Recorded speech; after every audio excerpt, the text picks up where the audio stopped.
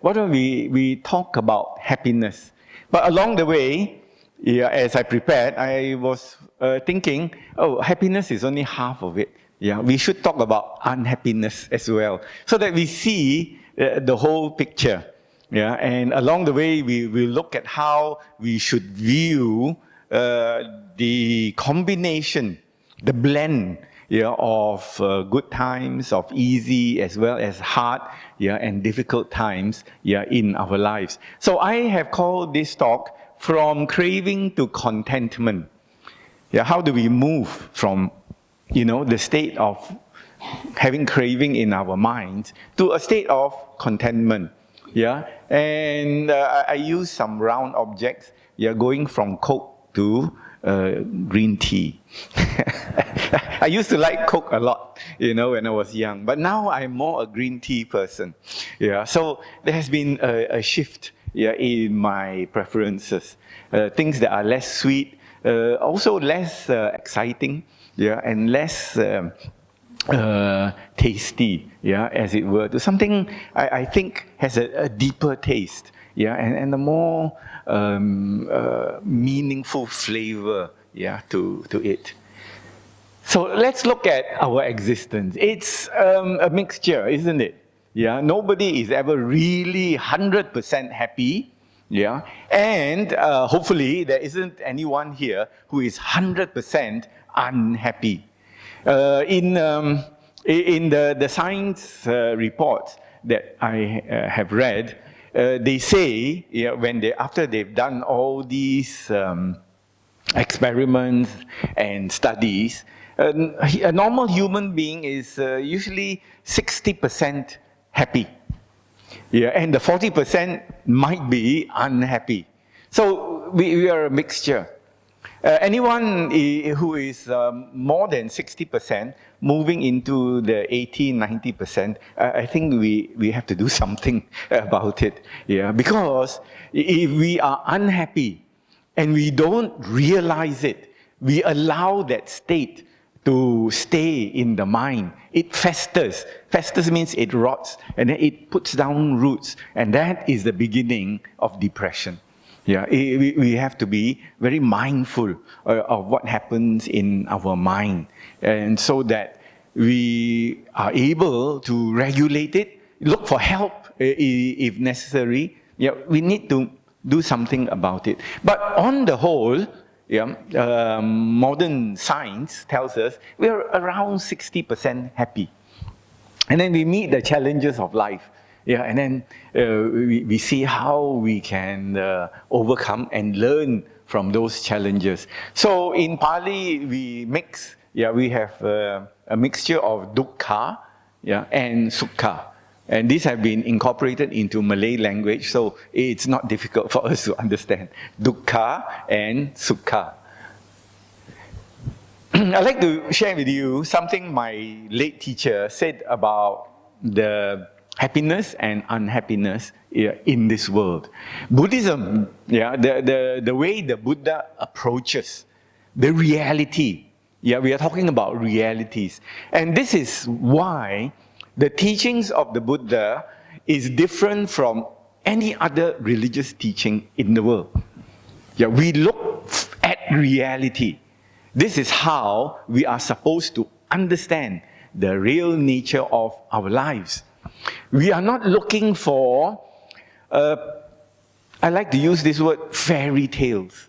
You can be gladdened by fairy tales, because when we are young, we read these fairy tales, once upon a time, yeah, so story, and in the end, they lived happily ever after. Yeah, real or not? No. Even when the prince marries the princess, they have a lot of problems, yeah, which they must face and overcome. Then only they have a good life. But many people, yeah, who don't really understand, they say Buddhists are fascinated by suffering. Yeah, and so they make the comment that Buddhists do not know anything else but suffering, because they only read, when they come across Buddha's teachings, and they encounter the Four Noble Truths, they only read the first one. They don't read the rest of it. Yeah. And then, therefore, they don't see the whole picture of what the Buddha taught, which is, once you know suffering, you know how to manage the suffering. If you don't know you are suffering, and you think life is always like that, you are caught. Yeah, and then your happiness moves into unhappiness, and then you will move further and further into depression. Yeah, it's not a healthy state. So, late chief, we used to call him, I don't know, as I go along in Buddhist work and sharing Dhamma, I find more and more people have never met late chief. Right. So, and it's to be expected. And after a while, people will totally forget him. But so I bring him up every now and then so it stays in people's minds. Late Chief said that critics, they criticize Buddhism as being morbid. Morbid means dark, cynical, hovering on the dark and shadowy side of life. An enemy, we are termed enemy of harmless pleasures. And we trample on the innocent joys of life. Yeah, not my words. These are actual words used by those people who write very well, but they don't understand the Buddha's teachings. And then they claim that Buddhism is therefore, because we talk so much about suffering, Buddhism is pessimistic, so dark, so morbid. Every time close your eyes to enjoyment. I come here, I can't enjoy. So I don't come anymore. I'd rather go somewhere else. Where they are very happy and they enjoy all the time. I'd rather go there. And here, talk about suffering, sit on the floor, and now got aircon. What kind of teaching is that? They haven't gone deep into the Buddha's teachings. So Buddhism does teach about the unsatisfactory nature of everything in the world. Yet, you cannot simply call Buddhism a pessimistic religion because it also teaches us how to overcome this unsatisfactoriness. A few things you can learn from this passage. Number one is that the Buddha's teachings is practical.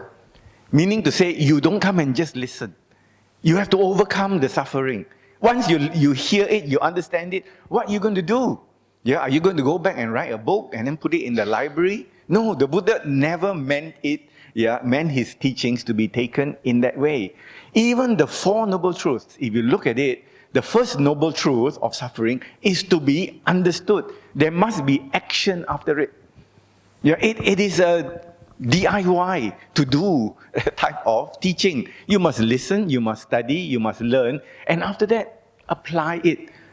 It's not meant just for discussion, and then after that put in the CD on YouTube video. It's not just that. It's got to be made to work. And if it doesn't work for you, you've got to find out why it doesn't work. Because it works for many people. Is there something blocking the progress that you should be making?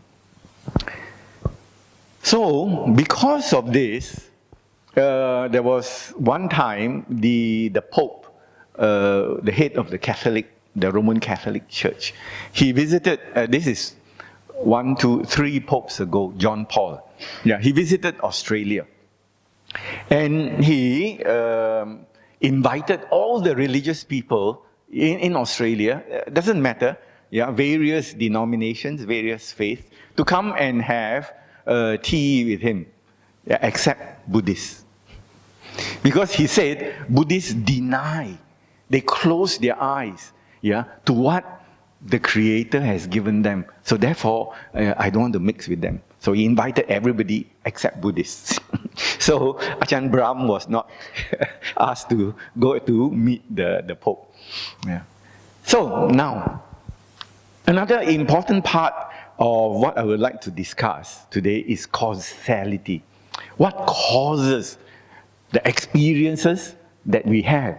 And it's very important, the Buddha said, if we know what causes it, we are in a much more informed position. We are knowledgeable. We can see it. I mean, people go about their lives in this world, billions of people, without knowing why they are having that mental state. Why they are happy, why they are sad, why they are angry, why they are depressed, why they are uncomfortable. They really don't know. They just say, this is the way I am. It's being passed on to me. It must be my fate. But the Buddha said, no, that is the lazy way out. You need to examine. You need to look inwards. You've got to have the mindfulness to be able to trace the pathway that has brought you to this state. So, my dear Dhamma friends, are you happy today? Do you feel comfortable? Yeah. Do you feel pleasant? Why? Why? Yeah. Is it because you come to this building, you feel happy?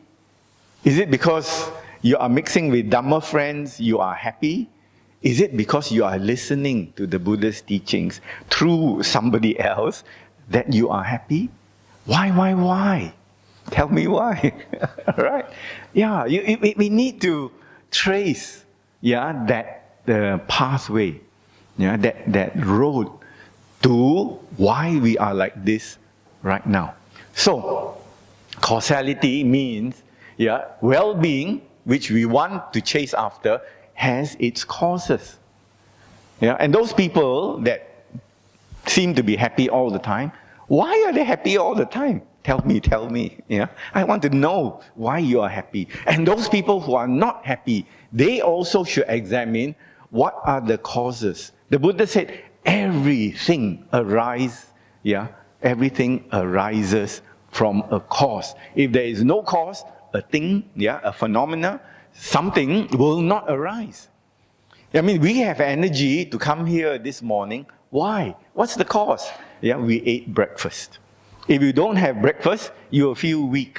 If you feel weak, you cannot come here. So part of why you are here is because you have that physical energy which comes to us through what we consume as food. Other causes are you have this affinity to the Buddha's teachings. So you come here and listen. These are different causes.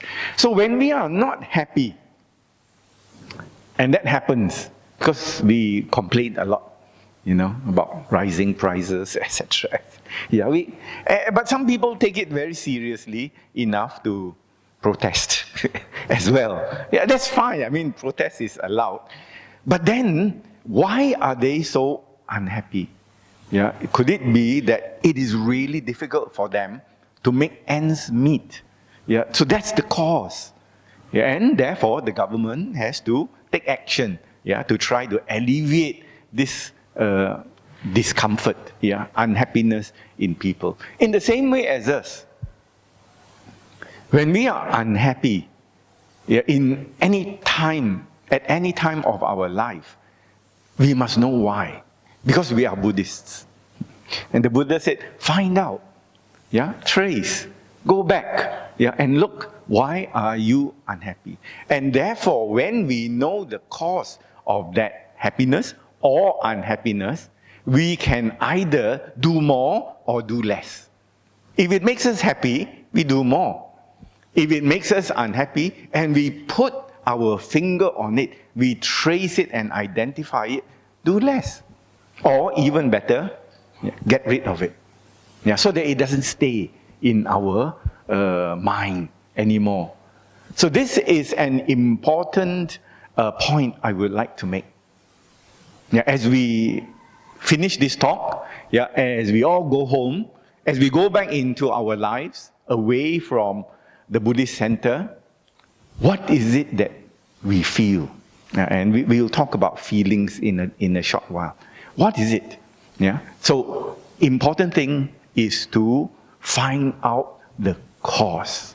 So, if you are, like me, very happy to drink coffee in the morning, that's the cause. When I have my first cup of coffee, I feel happy. That's the cause. It's a very small cause, but it's important. Yeah, because then it shows that you are beginning to be aware of what happens in the mind. That's a reality. We don't run away from it. We see it, yeah, and we identify and acknowledge it. So this is the nature of the Buddha's teachings. It's not to create stories that are a little bit hard to believe. It's to see what is here and now, head on. Right. Here is a statement which I hope you will agree with. Yeah, it says, the quality of your life depends on the quality of your mind. And I've included a little story by Venerable Ajahn Chah. Yeah, there are a lot of posters around which are inspired by this great teacher, meditation teacher, who has passed away a few years ago. He said, if your mind is happy, then you are happy anywhere you go. So if we know the cause, we trace back, we develop it, the mind is happy, wherever we go, we should be happy. Venerable Ajahn Chah also said, that's because when wisdom awakens within you, you will see the truth everywhere you go. Yeah, truth is all there is. This is truth. Yeah, we are looking at expressions of the truth. Why does he say that? He said, when you learn to read, you can read almost anything. Yeah, wherever you go, you can read that. Magazines, books, or things on the computer. When you've learned to read, you can read anything. When you learn how to be happy, you can be happy anywhere. Right. So this is an important part of the path. Just to share with you, there are scientists in this world who study happiness, positive states of mind. They also study pleasure, and the emotions. And what they found out, just to share with you, and this field of science is called positive psychology. How nice to be able to study happy people all the time. And they understand the nature of happiness, so that they tell us, if you want to be happy, these are the things to look for. And I've pulled out from what I've read a few things. One of the things about happiness is it's a personal choice. You choose whether to be happy or not. When you encounter all these experiences, in your mind, when you see the things, you can choose whether to be happy or not. Of course, certain things are very, very clearly bring suffering. But in the ordinary world, sometimes we can choose whether we want to be happy or not. Sometimes people, our friends, they want to eat certain things. And then you say, let's have lunch. And they want to eat certain things. And they are very insistent that you go eat what they like. So if you are very resistant to it, you become unhappy. I don't like to eat now. Why you ask me to eat this? But if you think this is a chance to share a meal with a friend, I go with her or go with him. Okay, we eat together. Then you're happy, isn't it? There are those who are very, very unhappy to follow others. So they are unhappy all the time. Isn't it a choice? I always tell this story. There was one, when I was working in a quite a big company, my boss will always, once in a while ask me to have lunch with him. So he'll take me to a very fancy Chinese restaurant, and then he ordered really good food, Oh, this is good from the menu, and then he said, eat lah. And as we were eating, he will talk about work, And I must tell you, whatever fancy food he ordered, have no taste. It really, I don't really, and because he was going on and on and on. You must do this, you must do this.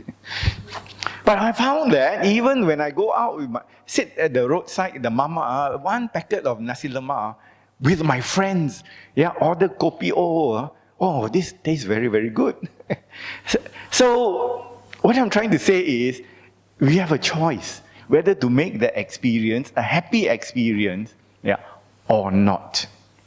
They've also found out that if you try to be happy all the time, it can be counterproductive, right? What that means is, and I hope I'm not stepping on people's toes here, because if you bring up your children and tell them you must be happy all the time, and they are not happy all the time, then they find that there's a disconnect. Yeah, because you tell me I must be happy all the time. You hired a maid for me, you cleaned for, you given me pocket money. I must be happy all the time, isn't it? And then they find that they are not happy. And when they find that they are not happy, although they have all these things, they become depressed. Depression is one among adolescents, 14 to 17, is they are one of the fastest growing group to experience depression in this country. Not in this country, around the world.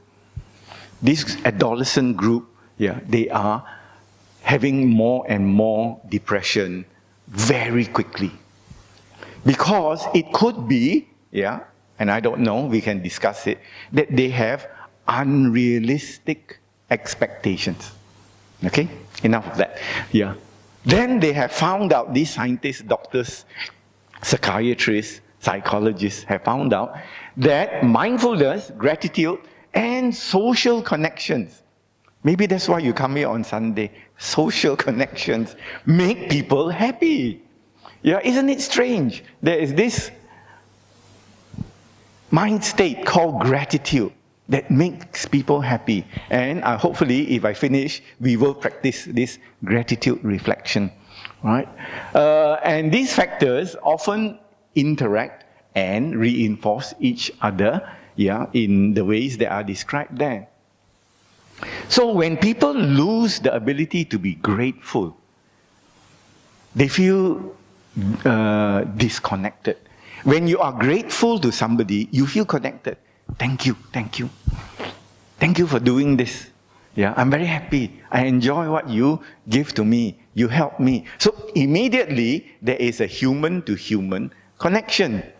But people who have not grown up with gratitude, they think, you should do this one. No. Must do it for me. If you don't do it, there's something wrong with you, not me. So immediately, do you see disconnected? They don't feel any relationship with the people around them because they think this is their right, to have all these things. So, and when I was teaching in the university, I'm interacted with young people every day. I began to see that sometimes they think that it is their right to have all these things. And there was one time I was giving, just to let you know, I was giving a Dhamma talk in Petaling Jaya. Young man stood up, I was talking about, guess what? Suffering. And young man stood up and said, "Excuse me, brother, I don't understand what you're talking about. What is this suffering? You talk about suffering. I'm not suffering." And then he told us he is studying in Australia. He's enjoying his studies. He has no physical problems. Whenever he wants, he phones his father, give him a ticket, and he flies home. Right. So I tried to be polite to him, and I said, "Hey, excuse me, in 30 years' time, if I'm still alive, let's meet here."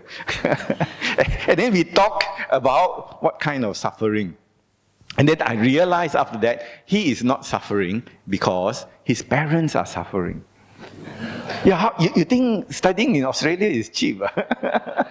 They have to work in order to pay for all the things that he is enjoying. And he cannot see it.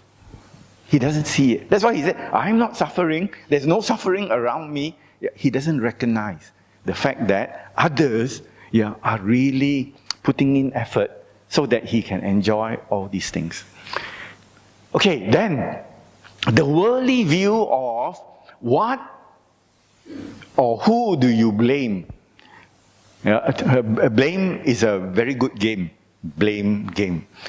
Because if you blame somebody, then you relieve your responsibility. You did this. Or the government is responsible. Yeah, or others, the authorities. Yeah, they should repair my pipe. All these things. You blame others. So there are the causes. We come back to the cause.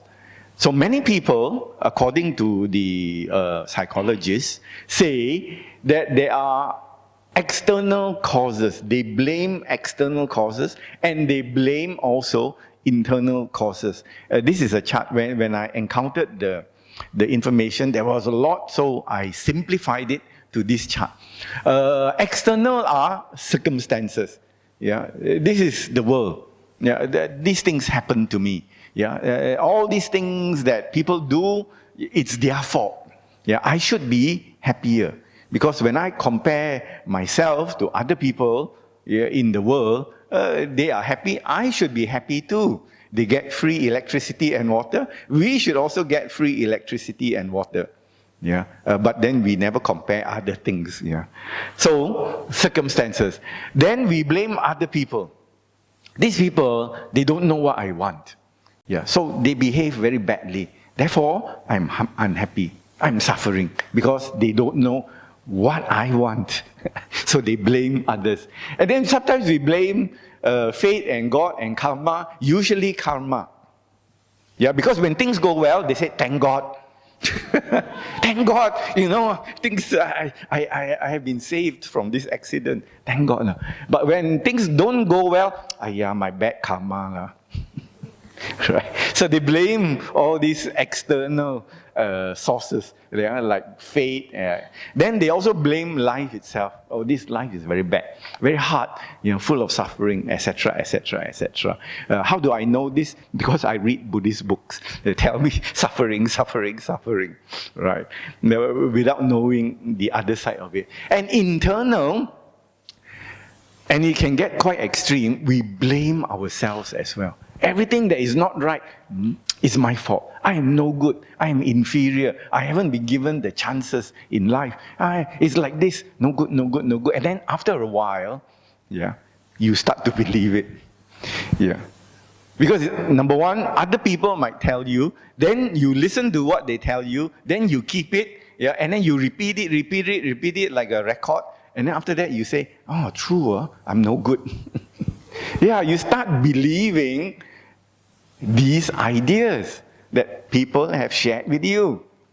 And also you sometimes say, it's my karma. I did this thing which is no good. Therefore, I deserve the bad results. Right, moving on. Here is some some ideas from also one of my old teachers, where Venerable Gunaratana, do you know him? He was here in Kuala Lumpur. He lived for and served for 10 years at the Vihara in Brickfields. And he was my Sunday school principal. I remember he had a gold watch, wasteful, and then he would put it there and wait for us to do answer the questions. Okay, you got 10 minutes to so I remember. And then after that, he left for the US, and he's been in the US ever since. So Bante G, sometimes he's called. He's written a lot of books. One of which is Mindfulness in Plain English. It's a bestseller around the world, translated into many, many languages.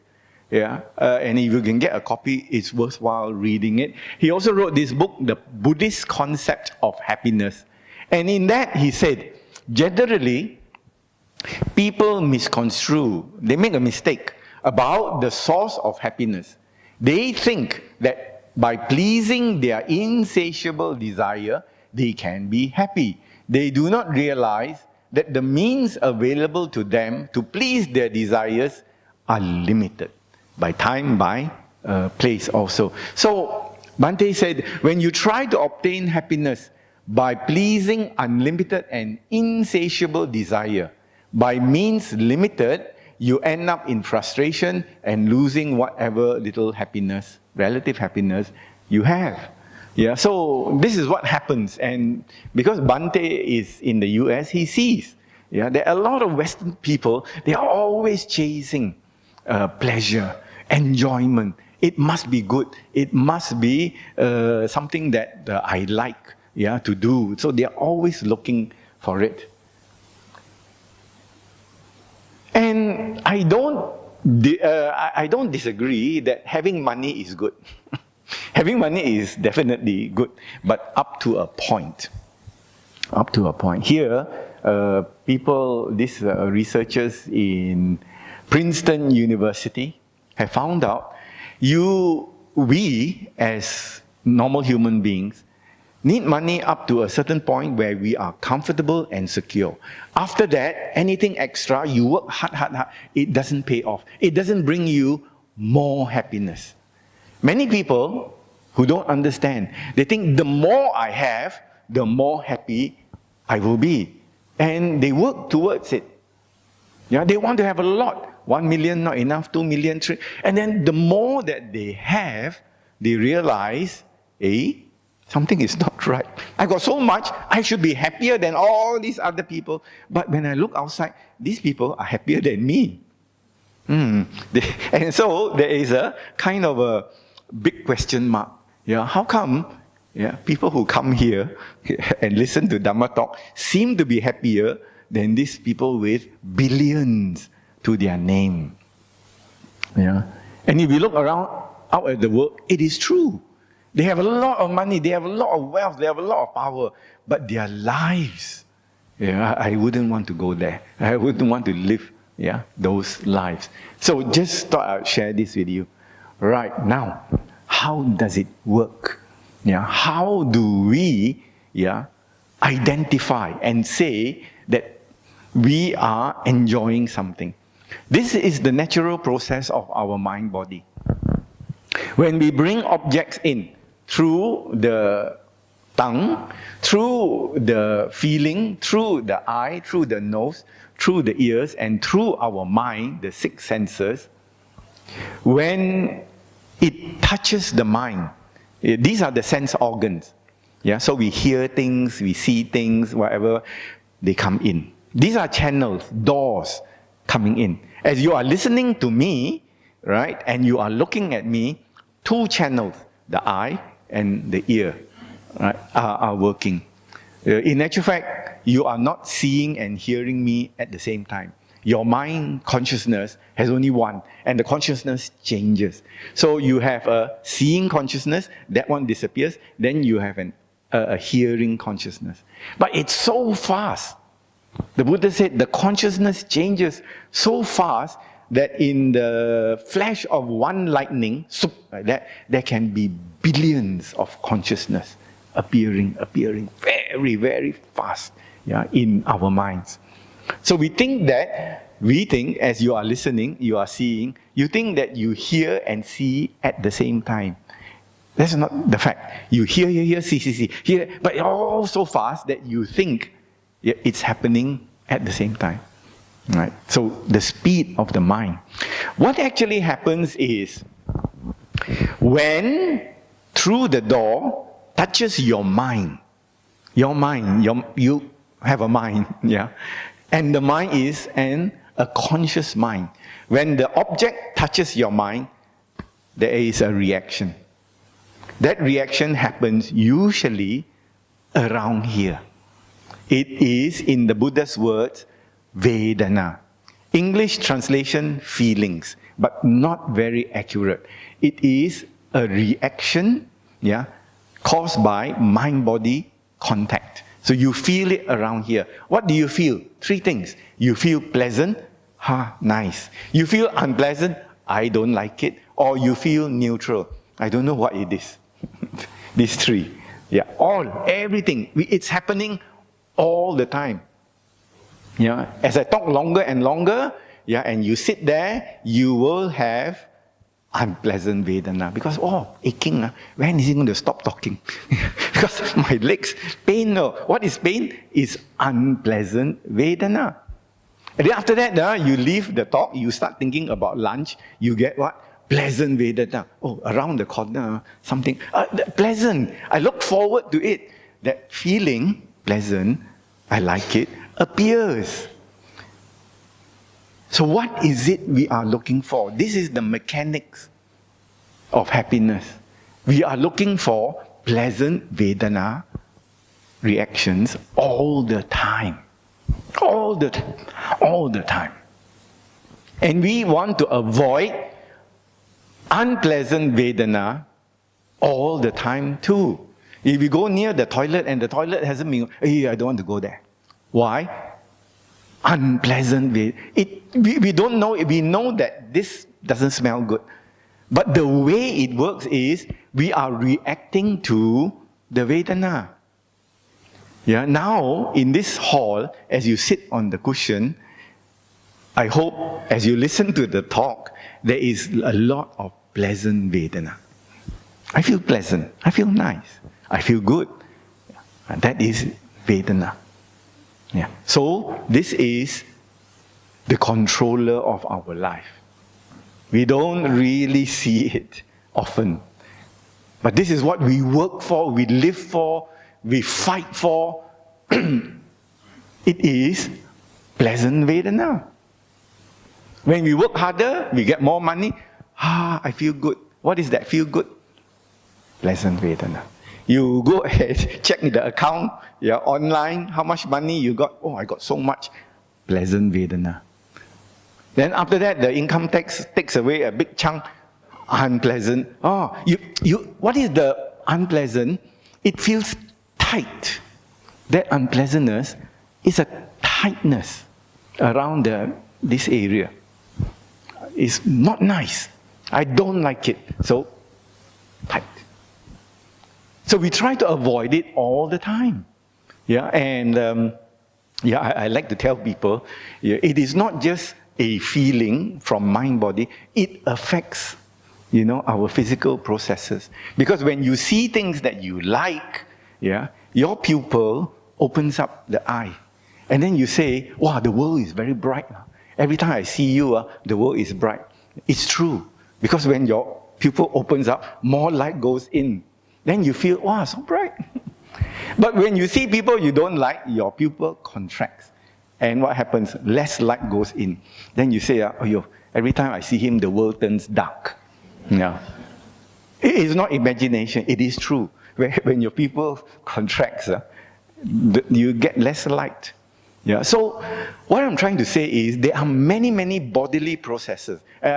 Also, hormones, substances, which our body secretes. When we are happy, you get a lot of nice substances like dopamine.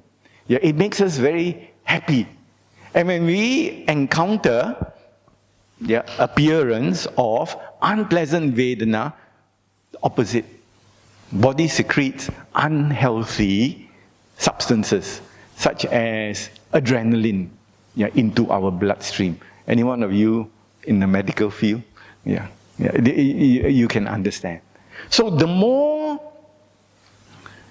we experience unpleasant, the more unhealthy we will be. Or let me put it in another way.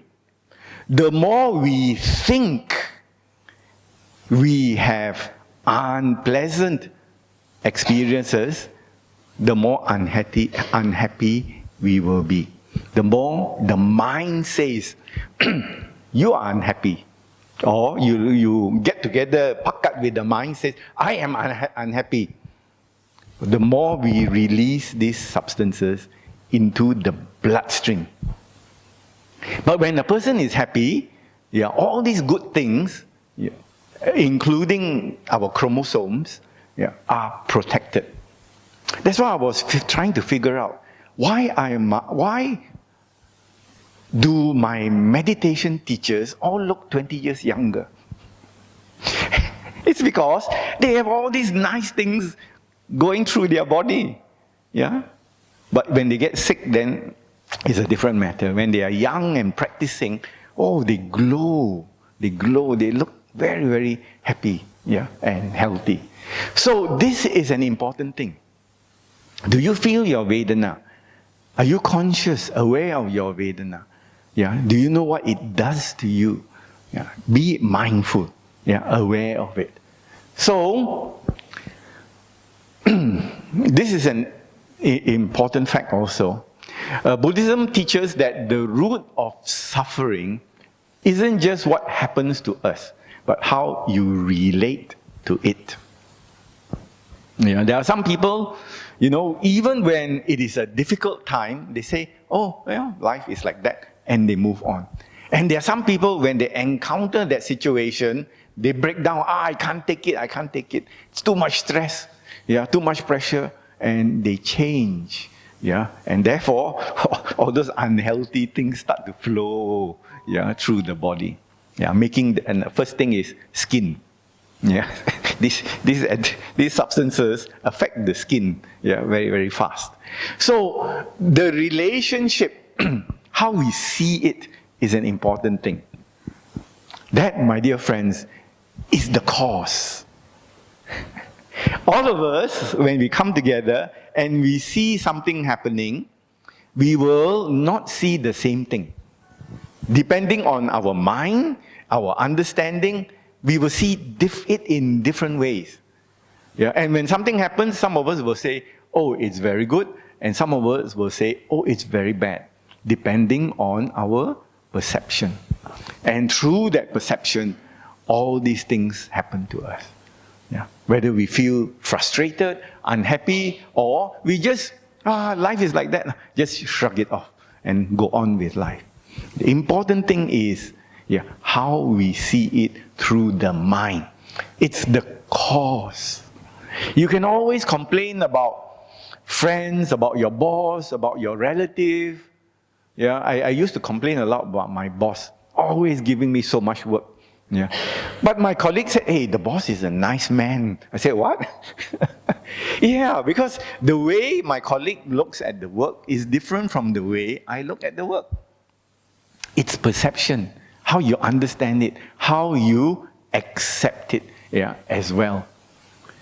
So, before I go into the next part, here are some transitioning thoughts. That means we leave one part, go to another part.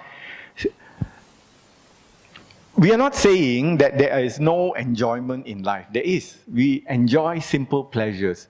But the trouble is, they don't last. Even when you eat now durian season, you eat the durian, how much durian can you eat? That's one thing about enjoyment. Enjoyment has a limit.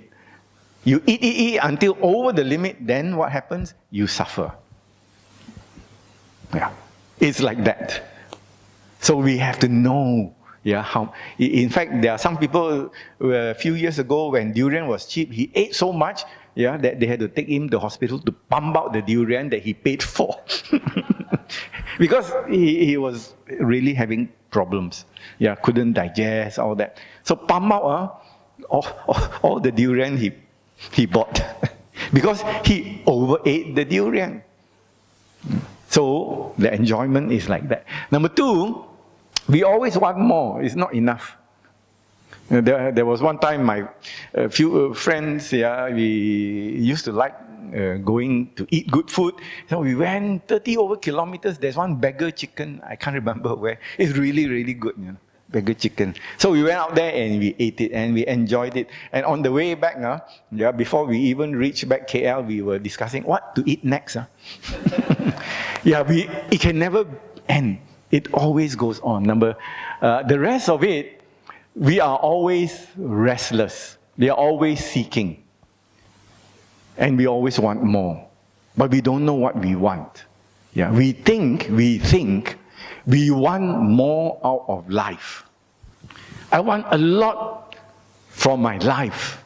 So that when I leave this world, I can say, I really have enjoyed what I can enjoy. So we want more and more. Actually, we don't know our mind. We are not looking for more.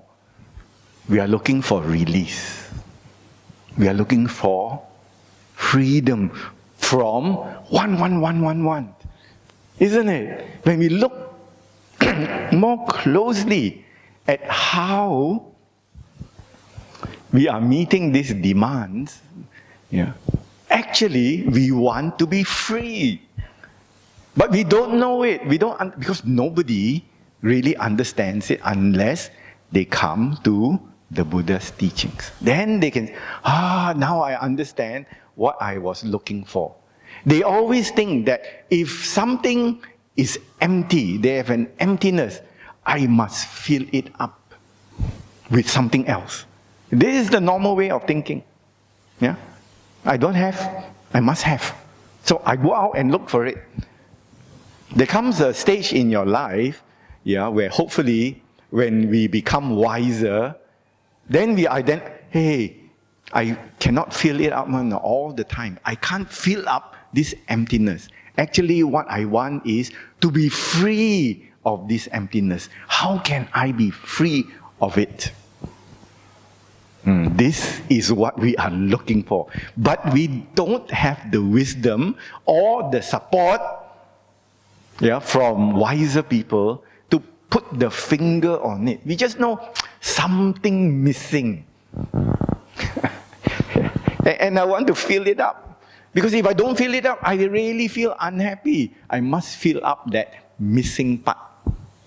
Okay? So, this is something for us to remember and consider. Right? And the Buddha talked about Nir-amisa sukha. The root word is amisa. Amisa means material. We do dana, amisa dana. That means we give away food, we give away clothing, we give away things for people to use like shoes and school bags and all that. That is called amisa. Can touch, can feel it, it is solid. There is another form of dana which is nir-amisa.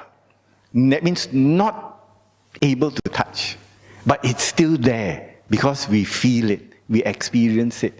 So the Buddha described 3 kinds of happiness in this world. The first one is we can understand it. It's called the normal worldly happiness. We all grow up with it. The parents, our teachers said, you must work hard so that you can have a successful life. This is what happened to Ajahn Brahm. I must tell you this. I think I've told you before, but I'll tell you again. When he was when he was in school, he was playing football and he loved, he was born and grew up in the UK, in Britain. He loved football. So in Form 5, he was playing football all the time. And his parents and his teachers said, you have to stop playing football because at the end of the year, you must take O-levels. And then they promised him, if you study hard for O-levels, you will be happy. So he said, he believed them. He stopped playing football, he studied hard, and he did very well in O-levels. So he said, now I'm happy. They said, no, not yet. Because after this, there is A-levels. So he said, and very, very frank of him, he no longer chased football, he was chasing girls. Very truthful. So they said, you have to stop chasing girls and study for A-levels. So he did that. He believed them, and he did very well in the A-levels. And he said, now I will be happy. Then they said, not yet, because you must go to university. And he went to university. He went to one of the finest universities in the world, Cambridge University. And he went to this department, the Department of Theoretical Physics, where the chairman, the late chairman, was Professor Stephen Hawking. The man in the wheelchair. And he has to press his words. Brilliant physicist, scientist, the chairman of his department. And he graduated, guess what? With first class honors. And so he said, wow, I got it made, now I will be happy. And everybody said, no, not yet. Now you got to get married. Yeah, you got to buy a house, buy a car, and then he said at this point, he stopped believing his parents and teachers. Something very funny. Every time got some more things. So he became suspicious. Then he said, I'm going to become monk. He really dumbfounded. He really, made everybody surprised. Okay, you can say whatever you want to say. I'm going to renounce. Then he renounced, and he's been a monk till this day. So he said, there's always something you've got to chase. Yeah. When I get that, I'll be happy. Yeah. But it is always like the rainbow, always in front of you. So supramundane, is a very strange happiness. And you never imagine that you can be happy in this way. Because it goes opposite of what we have been taught. We're always being told, you must have a lot. When you got all these things, you will be happy. But the Buddha said there are times when you let go, then you are happy. You will feel lighter. Yeah, you will feel unburdened. You will feel released. That is a kind of happiness. So my dear friends, I think this is what you are experiencing, because you are sitting on the floor, on the cushion, but you are listening. And I hope, what I am sharing, what I have prepared and share, will give you this kind of happiness. Yeah. I can't give you things, but I can give you ideas. Hopefully share these ideas with you that will allow you to develop nir-amisa sukha.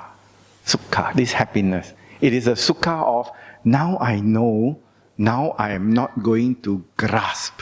I can let go. And when you let go, you suddenly feel, hey, this is nice. This is nice.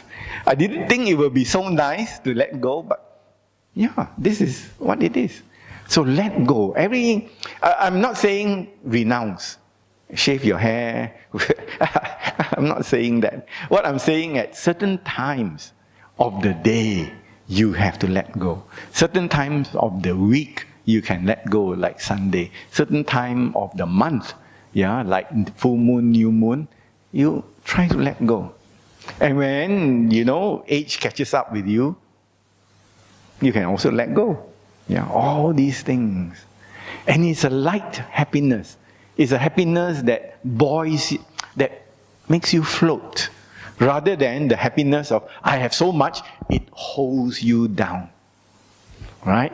And the last one is, of course, I have no idea of this. It is called ultimate, supramundane happiness, which is the happiness of Nibbana.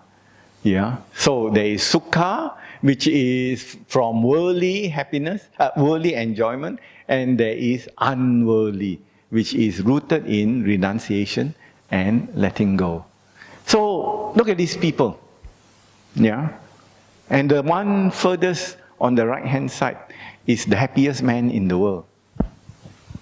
Just Google happiest man in the world, and you will see him. Buddhist monk, which has been established by Western science, is the happiest man in the world.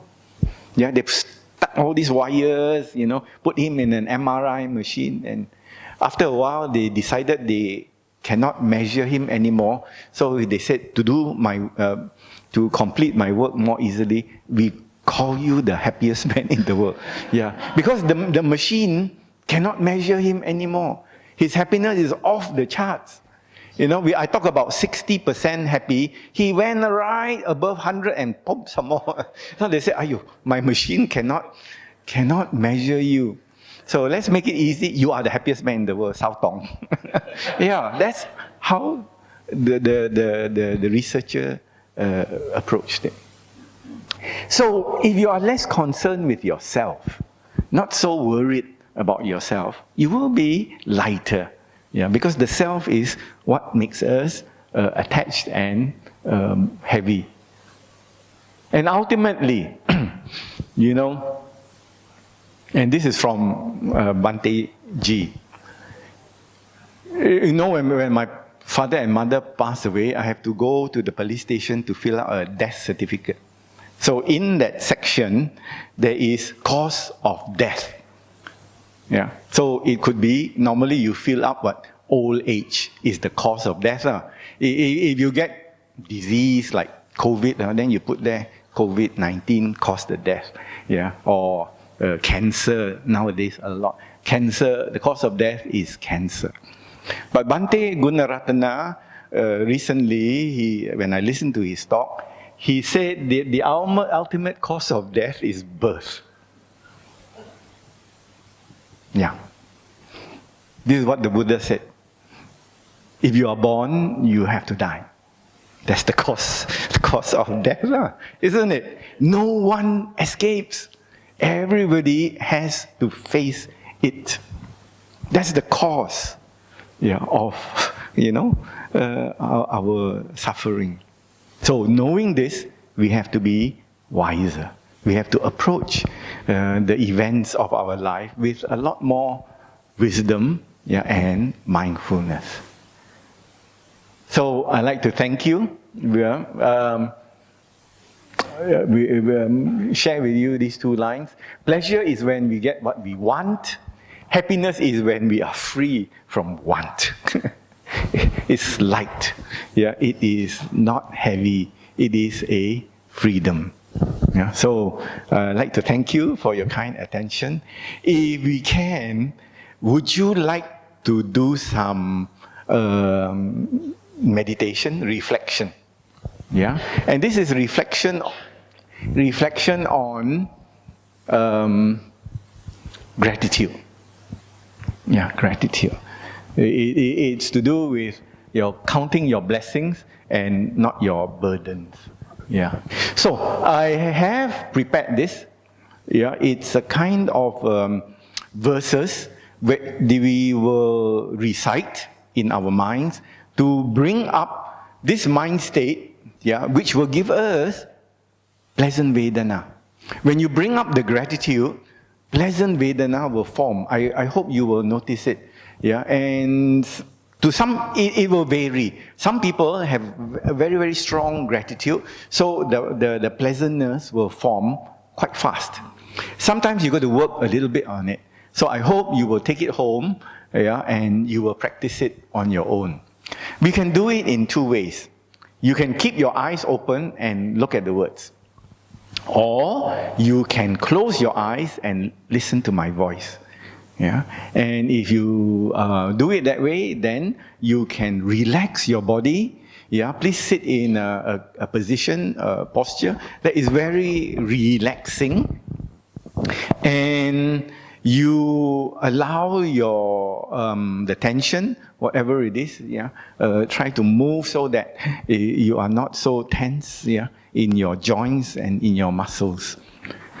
So what I will do is, there are 3 slides. As you listen to the words or you read the words on your own, try to bring up that state of gratitude. We know it, we know it. We are grateful for so many things in our life. So now I would just like to formalize the practice, which means to say we do it together so that you can see how you can recall it, and promote and develop it on your own. So just relax and listen. You can open your eyes or close your eyes. If you open your eyes, close a little bit, not fully open, so that whatever you see is in a general view. Just reflect on these words. I'm grateful to be here now with all my Dhamma friends, with fellow Buddhists in this hall. I'm sitting comfortably in this hall. I'm grateful. I am thankful for this life which I have been born into. I've been born here as a human being.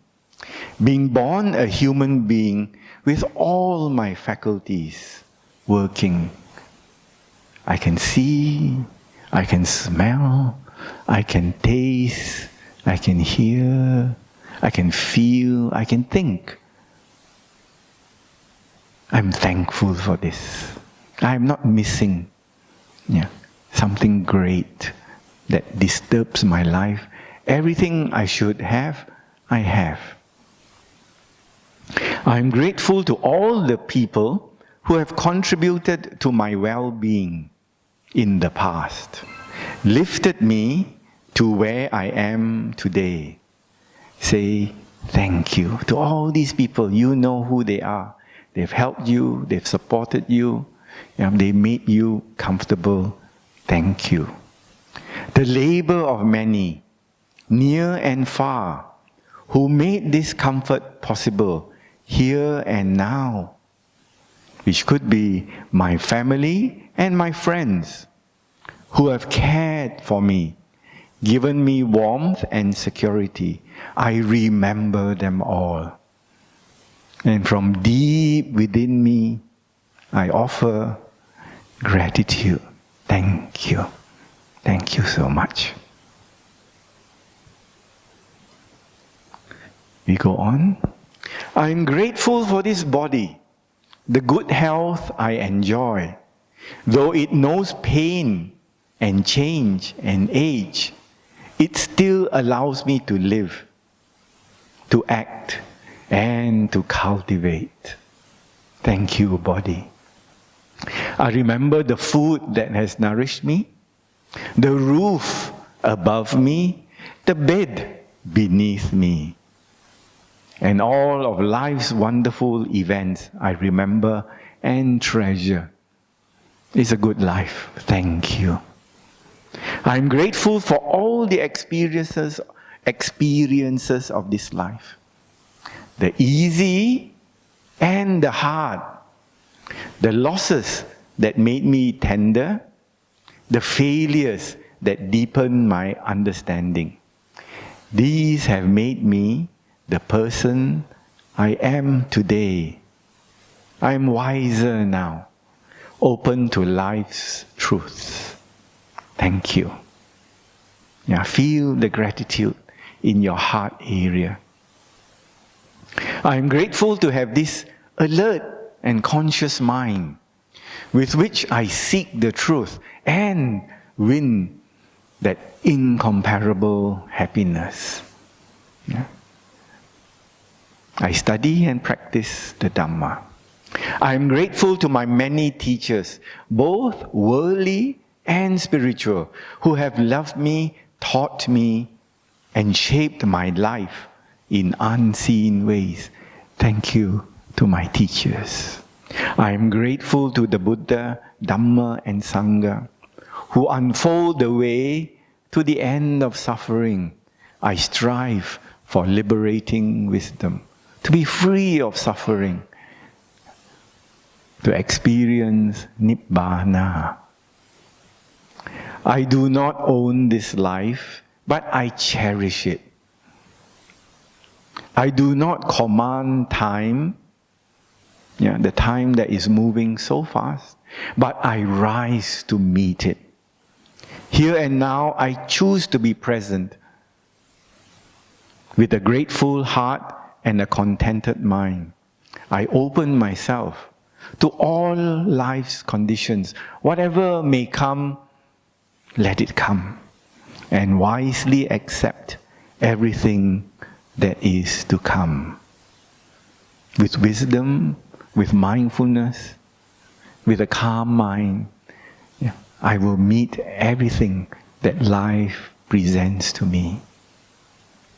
So feel the gratitude in your heart, experience it, keep your mind on it.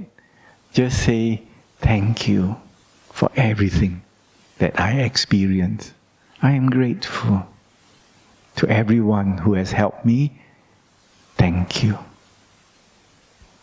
Feel the gratitude. Feel connected to others through this gratitude. The people who have helped you, supported you, given to you, thank you. I am grateful. grateful. I'm grateful. Thank you. I thank myself, for all these things that I'm able to do too. For discovering the Buddha's teachings, for being able to understand the reality of life. Thank you to myself. Gratitude. Thank you.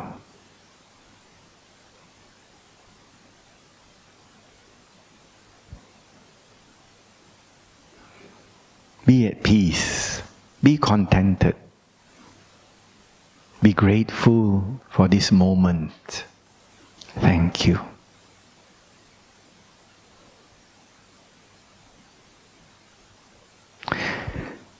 So Dhamma friends, please, you may open your eyes.